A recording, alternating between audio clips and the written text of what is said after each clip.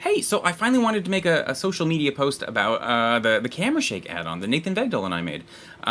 But to do that, obviously you need a cool demo scene because the success of any add-on is directly correlated to the coolness of the demo scene. We all know this. And so I put this together today. However, there's a problem with it. Let's see if you can see what it is. Honestly, sound design, I haven't even tweaked. This isn't really dialed in. There's some scaling issues, and I don't even know if I really like the camera shake and all of that. But I like how well the environment bits come together. I'll talk more about that in a second. So we're walking along this little stream here, and then we pan up, and we see our all-powerful overlord Nathan Vegdahl in his machine of death. And okay, so did you see it? Did you see what vexes me? Yes, you did, because you cheated and you read the video title. It's when we clip right through these Steam elements. I love using Steam elements because volumetric simulations are huge and unwieldy and not very flexible. You can't just, grab one and be like, let's actually, maybe you can, I don't know. But I like being able to use these little elements, but I've always had this issue where I bump into them and I clip, which means whenever I need to pass a camera through it, I'll actually make a new version of that material and hand keyframe between the visible one and the transparent. And I was thought, wouldn't it be cool if you could just automatically fade between the visible and the transparent as you get close?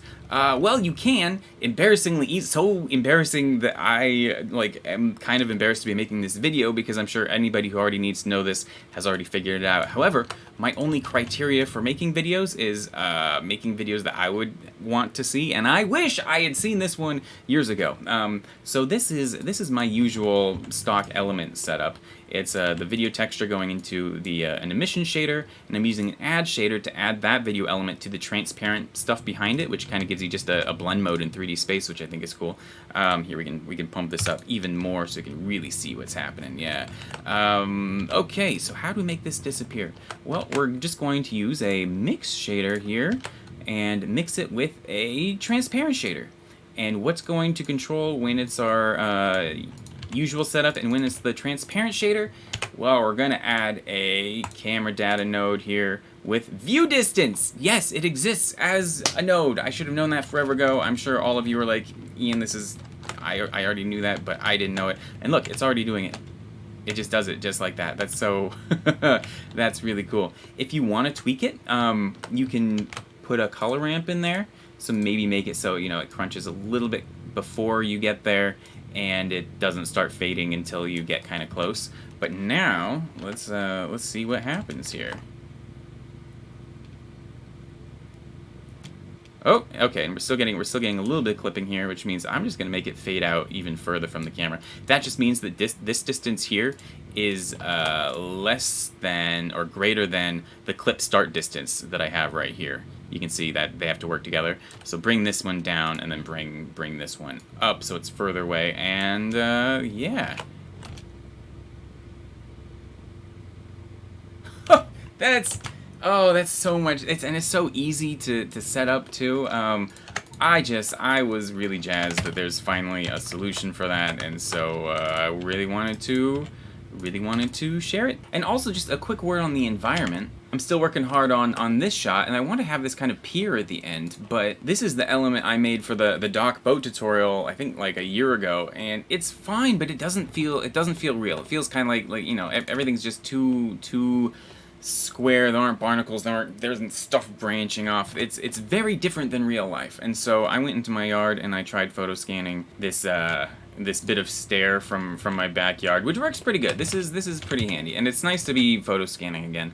But even that wasn't really grungy enough. And so there's this app called Polycam AI, which was one of the dozen of scanning apps I checked out when I got my iPhone, and none of them worked great because all of them used the LiDAR, which had just everything was kind of blobby and looked kind of shrink wrapped and wasn't particularly great. But Polycam just added a new feature called photo mode, which, as far as I can tell, is regular, photo scanning, photogrammetry, whatever, but combined with some machine learning or something. It seems smarter. Typical things that you'd lose, like smooth skin or chair legs or whatever, are actually preserved, even if it's not, doesn't have a point cloud to triangulate.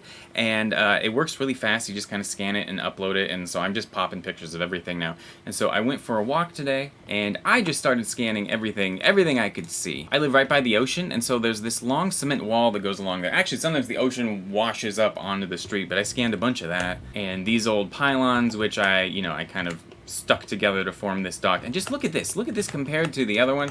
This is what I wanted, man. It's covered in nasty shells and barnacles and crud. I like it. The other thing is most assets you get, or that you think, it occurs to you to scan, are uniform areas of like a pile of stones, or everybody's always scanning the big prominent boulder, the big bare boulder in the forest. But like if you actually look at a forest, it's not usually big boulders, and so and ground is usually just a mess, and so it's been fun to just grab, I just grabbed this in this creek bed.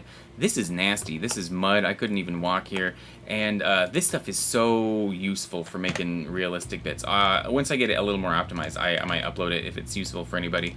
But yeah, having all that has been really fun. This is from, I got all of this morning except for this zone, which I got from like 20 photos just while I was on a hike with Caitlin yesterday.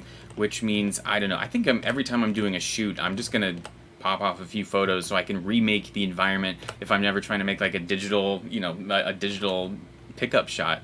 Because this works really well for just being a couple pictures taken on my phone, And this was an experimental one with Nathan. I didn't get great coverage. You can see it's kind of trying to make up some of these indiscreet areas. And yeah, I'm not trying to push them that hard because I think you have to pay to get most of the models out of the app, and it's only for the iPhone, which is kind of a bummer. Though hopefully that'll change. But the process is nice, and I'm always remembering how much I love photo scanning, just because it's like I would not hand model this ever, and so any environmental stuff I can just go out and harvest, and whatever makes that harvesting process easier. Like I want the full library where I can just stick stuff together and then add some lighting to it and just have an environment without having to spend days and days making it.